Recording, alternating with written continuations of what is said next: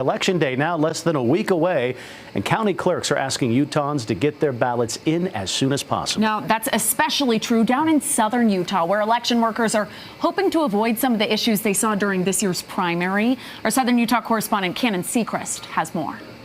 From the post office to local drop boxes, both county officials and residents are sharing advice on securing your ballot this election season. For those planning to mail in their ballots, County Clerk and Auditor Ryan Sullivan says timing is key. Mailing too close to the election day can risk having your ballot go uncounted. It's important that if you do choose to mail your ballot in, do it early.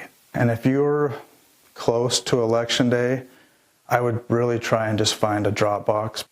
That's what happened to hundreds of southern Utahns during the primary election cycle. In Iron County alone, 415 ballots were postmarked too late, despite being mailed 2 days before the election. That's because many of southern Utah's mail-in ballots to this day have to be routed through the USPS Center in Las Vegas. So as we get closer to Election Day, it could be a better idea to drop off your ballot instead of leaving it in your mailbox. I highly recommend taking your ballot into the post office and having the postal clerk hand stamp the ballot envelope with the postmark and make sure you can read it. If it's smeared, or have them restamp it before you turn it in.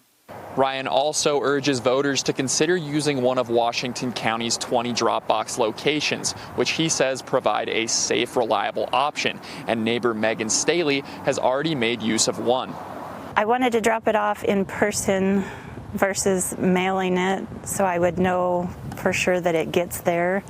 Sometimes the mail is undependable, and I wanted to make sure my vote counted. For Megan, dropping off her ballot directly brings peace of mind, ensuring it reaches its destination without issue.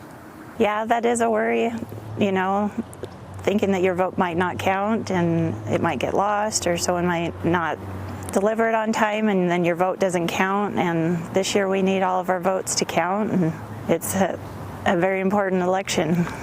Washington County officials remind voters that the last day to accept mail-in ballots is November 4th, and if you're mailing it in close to that date, use a drop box or vote in person to ensure that your vote counts. Reporting in St. George, Cannon Seacrest, ABC 4 News.